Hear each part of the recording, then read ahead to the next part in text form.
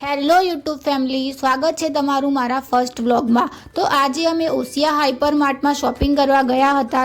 ત્યાં પહેલાં મેં મારું પર્સ કાઉન્ટર ઉપર લોક કરાવ્યું અને પછી અમે મોલમાં એન્ટ્રી કરી।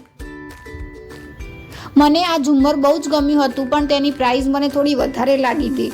પછી આ ઇવિલ આઈવાળા ફ્લાવર પોટ પણ બહુ જ સુંદર છે અને તે અલગ અલગ કલરમાં પણ અવેલેબલ છે। આ મોલમાં ગિફ્ટ આર્ટિકલ અને હોમ ડેકોરની ખૂબ જ સુંદર વસ્તુઓ મળે છે। પછી અમે ત્યાંથી કપડાના સેક્શનમાં ગયા। ત્યાં મેં ઘણા બધા ડ્રેસ જોયા, એમાંથી મને ડ્રેસ ગમ્યા પણ ખરા, પણ એની પ્રાઇસ પણ મને થોડી વધારે જ લાગી।